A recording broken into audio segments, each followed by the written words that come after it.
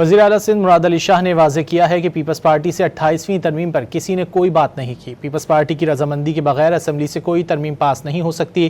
سندھ میں نئے اضلاع بنانے کا کوئی ارادہ نہیں، نہ ہی کسی شہر کو الگ کرنے کی بات ہوئی ہے۔ سیون میں اپنی رہائش گاہ پر میڈیا سے گفتگو میں مراد علی شاہ نے کہا کہ بجٹ میں تنخواہیں بڑھانے کا فیصلہ وفاق سے بات کرنے کے بعد ہی کریں گے۔ ترمیم نہ دیکھی ہے، نہ کسی نے اس پہ بات کی ہے ہم سے پیپلز پارٹی سے۔ ہاں یہ میڈیا میں سنتے ہیں، شاید آپ لوگوں کو اگر دکھائی ہو کسی نے تو ہمیں دکھا دیں۔ نہ کوئی ترمیم ہے سامنے آئی، نہ کسی صوبوں کی بات ہوئی ہے، نہ کسی شہر کو الگ کرنے کی بات ہوئی ہے، نہ NFC کو ریوائز کرنے کی بات ہوئی ہے۔ جو جس نے پاکستان پیپلز پارٹی اعتماد میں نہ وٹھا نہ کہا ترمیم پاس تھی کون تھی سکے اسمبلی میں۔ جو آنے والی بجٹ ہے وہ مشکل بجٹ ہوگی۔ ایران والی جنگ، ایران اور امریکہ اور اسرائیل والی جو جنگ ہے اس سے آپ کو پتہ ہے مہنگائی بہت بڑھ گئی ہے، مہنگائی بڑھ گئی ہے۔